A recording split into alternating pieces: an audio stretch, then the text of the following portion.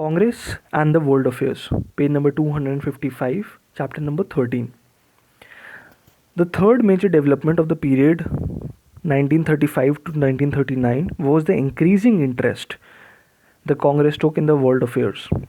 The Congress had, from its inception in 1885, opposed the use of Indian Army and Indian resources to serve British interests in Africa and Asia. It had gradually developed a foreign policy based on opposition to the spread of imperialism. In February 1927, Jawaharlal Nehru, on behalf of the National Congress, attended the Congress of Oppressed Nationalities at Brussels, organized by political exiles and revolutionaries from the countries of Asia, Africa, and Latin America, suffering from economic or political imperialism. The Congress was called to coordinate and plan their common struggle against imperialism. Many left-wing intellectuals and political leaders of Europe also joined the Congress.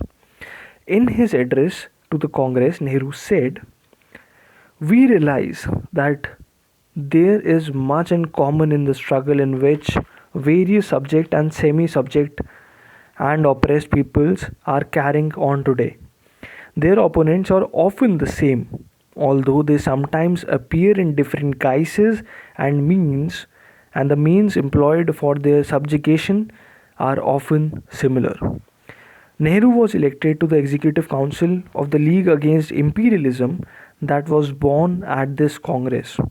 In 1927, the Madras session of the National Congress warned the government that the people of India would not support Britain in any war undertaken to further its imperialist aims. In the 1930s, the Congress took a firm stand against imperialism in any part of the world and supported national movements in Asia and Africa. It condemned fascism, which had arisen at the time in Italy, Germany, and Japan, as the most extreme form of imperialism and radicalism, and gave full support to the people of Ethiopia, Spain, Czechoslovakia, and China in their fight against aggression by the fascist powers. In 1937, when Japan launched an attack on China, the National Congress passed a resolution calling upon the Indian people to refrain from use of Japanese goods as a mark of their sympathy with the people of China. And in 1938, it sent a medical mission headed by Dr. M. Atal to work with the Chinese armed forces. The National Congress fully recognized that the future of India was closely interlinked with the coming struggle between fascism and the forces of freedom, socialism, and democracy. The emerging Congress approach to the world problems, the awareness of India's position in the world, were clearly enunciated in Jawaharlal Nehru's presidential address to the Lucknow Congress in 1936. Our struggle was but part of a far wider struggle for freedom, and the forces that moved us were moving millions of people all over the world and driving them into action. Capitalism, in its difficulties, took to fascism. It became, even in some of its homelands, what its imperialist counterparts had long been in subject colonial countries.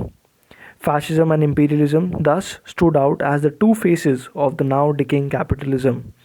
Socialism in the West and the rising nationalism in the Eastern and other dependent countries opposed this combination of fascism and imperialism.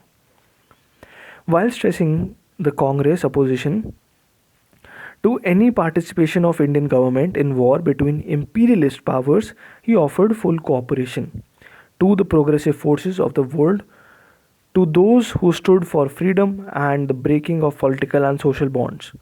For in their struggle against imperialism and fascist reaction, we realize that our struggle is a common one. Thank you everyone for tuning in. In the next part, we will start with the states people struggle on page number 257. Thank you for tuning in. All the best for your exams, and do share and subscribe the channel for more videos like this. Thank you.